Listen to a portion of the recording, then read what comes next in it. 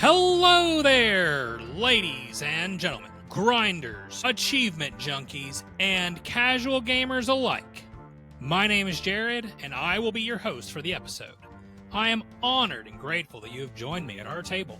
The girls have been sick for the past 2 weeks, so we're going to punt the kids' table episode to next week, and today I want to take some time to discuss tabletop games in digital form. On this episode, I'll talk about the game Nature, which is coming to digital on November 5th, a few other games that I enjoy in their digital versions, and the place that I think these adaptations have in the hobby as a whole. With that in mind, let's jump in and explore how the tabletop experience translates to the digital world. Nature is a streamlined ecosystem building game centered around you growing and feeding various species. This game is designed by Dominic Krapachetz, artwork created by Catherine Hamilton, and published by North Star Game Studio. This game is a reimplementation of Evolution, one of North Star Games' previous games, back from I think 2014 is when that one was published. And it was designed and artwork was created by the same team with Catherine and Dominic. There were a few others on that team, but they're back for this reimplementation. Let's talk about very quickly how to play Nature. Nature is a card-driven tableau building game played over 4 rounds. It is for 1 to 4 players. Each round is split between 2 phases, the adapting phase and the feeding phase. During the adapting phase, you're going to be given 5 cards. You can use these cards in a number of different ways. Each one has what is called a trait on them, and that is the primary descriptor on the card. It will give you various abilities like being able to collect more food, protect yourself from hunters, or various other abilities that might show up. As you decide what to do with these cards, you can either play them onto your species. You can have up to 3 of them, or you can discard them to either increase your species population or your species body size. Both are important when we get into that feeding phase. Last, what you can do is you can save these cards, 1 or 2 of them or however many you like, to be added to the watering hole during the feeding phase so that you have enough food. Each card has a value on it and will add that much food to the watering hole during the feeding phase when you play it. Now, we move into the feeding phase, and this is where your population and your body size become very important because of a couple different things. One, your body size helps with protection as well as your traits. If certain species from other players decide to become carnivores, they're going to be hunting you instead of looking for food in the watering hole.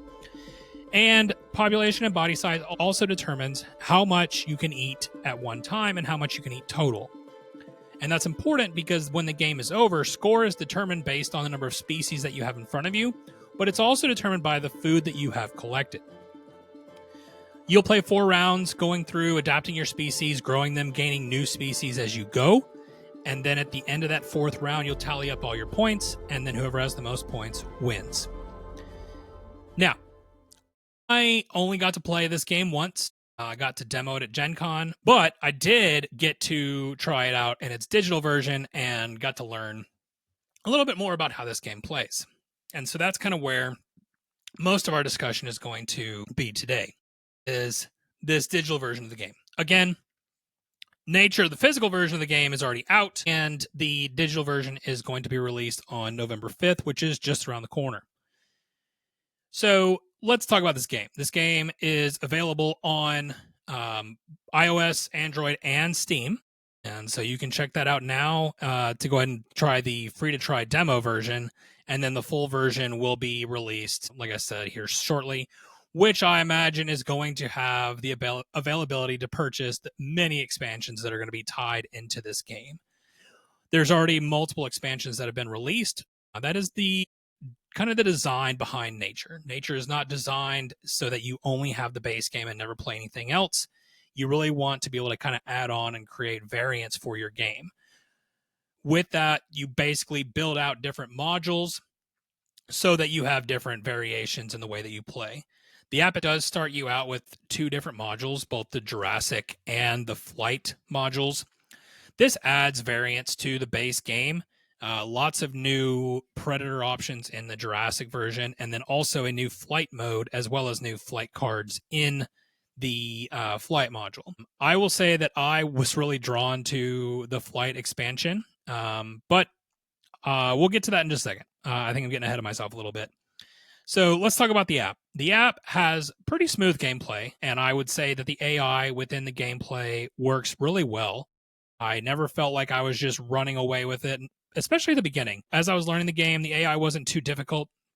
It kind of was on pace with what I was looking for to kind of learn the game. And then there is a hard mode to make the AI even stronger so that you can feel like you're being challenged even as you really get really good at the game. But there is a tutorial for the base game, and it walks you through turns as opposed to giving you an overall scope first. So it really just kind of throws you right in and is like, hey, this is how we feed our species and grow them. And then it kind of zooms out and gives you more of an overall scope of what you're trying to do. And I will say, like, for that, it kind of jarred me a little bit at first, but it ultimately, I think, was helpful in being able to figure out the way that this game plays and the different strategies. It did take me a few plays to kind of figure out, okay, what am I measuring for when my species becomes a carnivore, and how does that work? But it was pretty easy to pick up after a few plays. And given that the games are quick and that there's lots of, you start out just playing one AI instead of a full complement of 4. And that also helps with you just kind of being able to focus on what you're doing, which I think was a good idea. One thing I will critique while we're talking about the tutorial, I think that it would have been nice if there was a tutorial for both of the expansions as well. Maybe that's coming. It is still in demo form and still kind of getting ready for release, and maybe that's going to come with the full release. But I kind of had to figure out on my own how these expansions worked. Now, it is relatively straightforward, and it just builds on the base game, but it still would have been nice instead of having to kind of figure it out as I went. That's okay, though. Very minor critique. Okay, so after you're kind of through the tutorial, there's lots of different missions that you can go on. They have different achievement rankings that you can reach, and different games that will basically say you need to win this way, or you need to play all 9 traits to be able to win this way, or whatever it may be. And I found that was a way to kind of keep the game fresh. It kind of went away from just, okay, keep beating your opponent, but can you beat your opponent this way? And it wasn't like optional achievements that you find later on. It's very front and center of, this is how you win this particular match. And there's a bronze, silver, and gold level. So you could get the silver level if you want, like if that's how you played, and decide, I don't really want to keep doing this to move on to the next one. And so it allows you to be able to keep going, which I liked. I liked that, okay, I did pretty well. I almost got to the gold star, but not quite. So instead of doing that one again, I want to keep moving on. Obviously, you do have to at least get the bronze level to move to the next one, but that's pretty standard. So no issues there. The game, so in those, and there are different paths for all 3 expansions. So you have basically a path that you go through with different game variants for the basic nature game. And then you have the same thing for flight and then also for Jurassic. And so you're basically only including one module at a time when you're adding it to the base game. I'm not sure if that's how it's supposed to work in the actual game, but I think it's plenty to get started.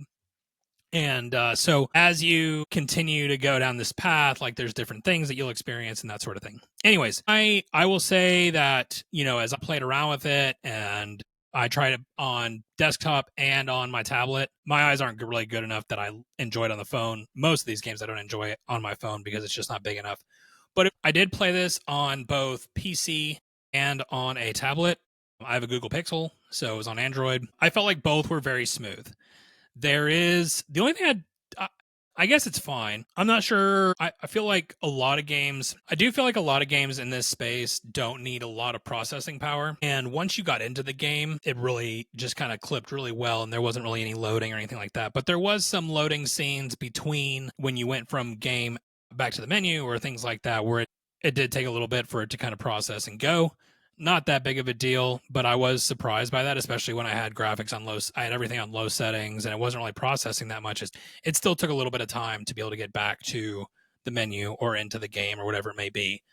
So that was interesting, just from a processing perspective. And then one little feature that I did like is they are advertising the upcoming modules that are going to be on Kickstarter for the physical version, but you can just X out of it. It's not an ongoing ad that's just there forever. I could click out of it and it's not in my face anymore. And I appreciated that. So that was a nice little thing that I wanted to add in as well. And there is online play. I haven't had a chance to try that out yet, but there is that capability so that you can play with your friends or whoever, just a random person. And so, as we kind of go through the discussion here in a little bit, that is something to keep in mind as well, as far as ways that these games in digital format can be helpful. Overall, I really think it's a good app. I honestly and truthfully, I prefer Nature in a digital app version. I will say for me, Evolution and Nature were not like my favorite games. They don't really blow me away. They're very calm and casual. They do have some thinkiness to them, which I like, but it's really not to the level that like it keeps me engaged. But I will say that for the digital version, it hooked me in. I like the more casual nature when I'm playing on a tablet. I can get into the different achievements of, I got to try and do it this way now. And that really hooked me in too. Like I really was trying to make that work and thinking through, okay, if I'm going to do it this way, then I need to do this. I could really feel my brain kind of working. I wasn't just kind of whatever about it. So I would say that if nature is something that you've looked at, that I've heard the buzz, I don't really get it, but I want to try it out. I really think this is a good starting point, especially right now while it's free. I don't know if the base game is going to stay free or not, but it is right now, and I think it's definitely worth checking out. So that's Nature in its digital form. With that, let's transition, and I want to kind of talk about what place these games have in the industry as a whole. And I kind of just alluded to those a second ago, but I think for me, with a lot of people in this hobby, the ability to try before you buy is so important. Whether it's free or you're throwing a few bucks at it to try it out, that is so helpful in being able to decide what games fit at your table. And I think that's going to become more and more and more of a question. What game fits at my table? Because there's thousands of games that come out each year, and it's impossible to buy every one of them. It's impossible to buy most of them. It's impossible to buy all the ones that I want to buy. And I only know about so many. And so if a consumer is looking to decide what to buy, then having the ability to try it out in digital form is an essential tool. I think it's something that even more so than getting a demo in a video game, I think there's even more so like the need to be able to try it out with a tabletop version, just because it's not only something that you're consuming with money, you're consuming with space, you're consuming with time to set up, and all these different things. And for me, and I just love that more publishers are getting to the space of using this digital implementation to be able to give a test drive, to be able to play it if that's the way you want to play it. I'm much more interested in Nature than I would have been in the physical version, especially knowing they've got modules that they're coming out with for the next 10 years. And I know there's a deep commit to that, and that's great. I don't want to buy 10 years worth of expansions, and that's just for me personally. But I might be interested in buying a few of those on a tablet, and I think that for them, that's also a win. And so I think that's a main reason. Another thing to just think about with the place that these games have the place that these digital versions have in the industry is it's a tool to play with those who aren't local. Like I know a lot of friends who have moved away, and to be able to have the opportunity to play with them, whether it's through a digital app or it's some kind of rigged setup where we have cameras. I know Ian's talked about being able to play Marvel Champions over COVID and doing it virtually because that's the only way to do it. And it's not that there's a digital version of that game, but the camera rig would be able to let them play a cooperative game like that. So I do see the value in that. And I think that it's such a double-edged sword, right?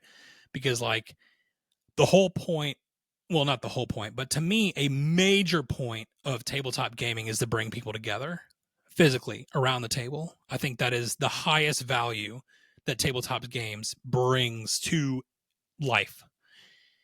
And you do lose that a little bit when you're playing virtually. As someone who grew up playing video games, I think that you absolutely can create community through digital means. I had several friends. We would play all the time and we would talk and hang out and whatever.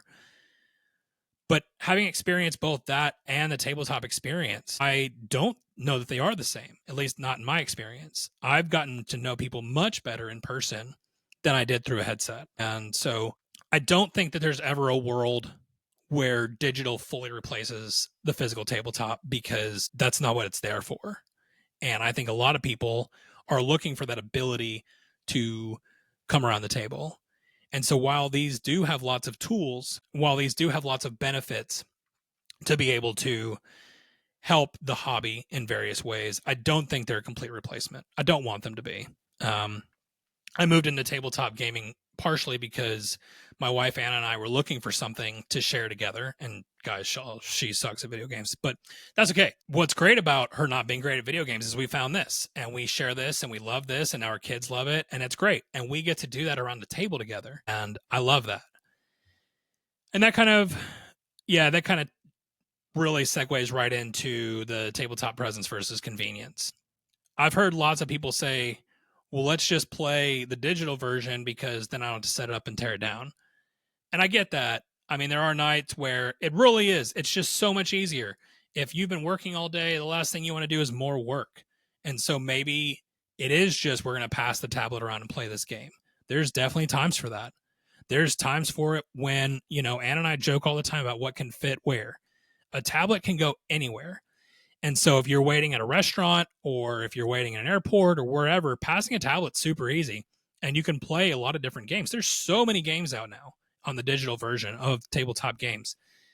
And so that's great that we can take our tabletop with us wherever we go. But I also there's part of me that loves being able to have that camaraderie around the table, having the tangible physical pieces. And I think there's value in that, even if it does require a little more work. I don't know where I'm going with that, but it is something I wrote down. So I just wanted to throw that out there as well. All right. So those are some of my thoughts about how these digital games impact the industry. I think they do have value. I think that they absolutely are important for some of the things that I've already talked about. And again, I'm glad that publishers are doing more of it. I hope it continues because I think it's helped in a lot of different ways. And as long as we continue to see it as a tool and not as a replacement, then I'm really excited for where we're going. I was making my list for some tabletop adaptations that I really enjoy, and I realized a lot of them are older games. They're games that probably are not going to make it to the table, but I know them so well that I can pull them out on my tablet or maybe even my phone, and I can play a quick game against the AI. Again, I can play in the airport or waiting for a restaurant seat or whatever, and play with those around me. So some of them are Ticket to Ride is great. We love Ticket to Ride, and I really enjoy it in its tabletop or in the app format. I'm just so easy to play with other people and super smooth. Has all the expansions available if you do want to buy those, but even just the base game, great game. Another one for me, Sentinels of the Multiverse. Now, this is an older game. This is the one that I played before I got into Marvel Champions. And it is a very fiddly physical game where there's so many tokens and so much setup and all this stuff. And this is one that really draws me in partially because it does remove the setup. So I'm kind of eating my own words a little bit from earlier, but I do think that this is one of those that brings extreme value in saving time. And the app is super fun. Like it plays like a comic strip, which is very cool. And I think they did a really good job with it. A couple other older ones, Lords of Waterdeep and Dominion. My in-laws love Dominion, and a lot of them are spread out all over the country. But I've had some great gaming experiences getting to play Dominion with some of Anna's siblings, and it's very smooth. Like these older games, they really have figured out a smooth gameplay. A lot of them do. Like there's not a whole lot of choppiness, especially on either the app version or Board Game Arena, which I'm getting ready to talk about here in just a minute.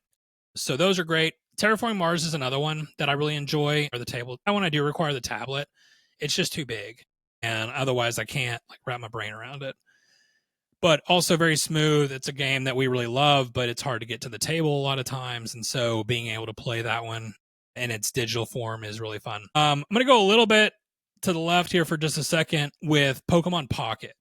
I love the concept of trading card games. I don't like spending money on trading card games, and I can't get anybody to play with me that's in my group. So Pokemon Pocket kind of fills that itch for me without anything too insane. It doesn't really cost me any money. I can open packs every day. I can play against the AI, or I can play against ranked opponents if I want to. And it kind of fills that itch without it being anything more than it has to be.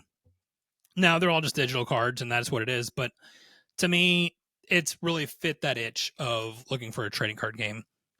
without fully diving in. Because as a board gamer, as someone who is probably going to prioritize board games, then role-playing games, then trading card games, there's just no room for that. I mean, the trading card game requires commitment, or you're not going to be able to keep up, and so you can't play competitively, and it's hard to like even playing, locally when you don't have anybody else to play with, then it's tough. So that is what it is. And I'd be remiss if I didn't finish this conversation without discussing Board Game Arena. Board Game Arena is an incredible website where lots of publishers are jumping on board with giving digital implementations of their game. Board Game Arena does have its own app so that you can have that on whatever mobile device you want to use. And it plays so well. Each game either has a tutorial or a full rule set, and it gives you it is the closest I've seen that gives both a smooth implementation and lets you feel like you're at the tabletop. There's lots of great games on there. The membership is super cheap, and I would highly encourage, if you're looking for a one-stop shop to try games out before buying them, to be able to play with friends or whatever it is that you're looking for with your digital versions of tabletop games, Board Game Arena absolutely should be at the top of your list. We've been a member for years. I don't use it that often, to be honest with you, because I'm usually playing in person. But when I do play it, it's great. I'll even go to Board Game Arena sometimes just to kind of glance around at what's coming out soon, because newer games are starting to make their way over to that side, and it's a good way to kind of preview what's coming. So that's my discussion for today. It's a little off the cuff because kids have been sick. It's been a crazy week and whatever else. But I hope you've enjoyed the discussion with myself. Would love to hear your thoughts. If you have feedback or want to give us your thoughts on any of the games discussed today, digital gaming as a whole, like it, love it, hate it, I'm here for it. Like, would love to talk about it because I kind of get both sides. Would like to continue to hope that the happy medium will be the way that it is, but we'll kind of see. I mean, it's a growing hobby and there's way too many games, so never thought I'd say that, but there are. So having the ability to be able to kind of test drive some of these without full commit financially or time-wise is really great, in my opinion. But anyways, with all that, I would love to hear from you. If you want to reach out, we have links in the description, socials, if that's your thing, or email, website, BGG, all the things. Remember, 5-star reviews, subscribing, thumbs on YouTube, subscribing your podcast player of choice, following us on socials, and joining the conversation on Discord. All these heroic actions are immensely helpful in growing this podcast. Special thanks to Ashley McCaffrey for cover art, to Anna Snyder who made the intro and outro music, and to Aleksey Chistilin for the how to play background music. Join us next week as we do head back to the kids' table to discuss Cyber Pet Quest. In the meantime, may your dice rolls and your card draws be blessed, and your experiences at the table be ones to remember forever.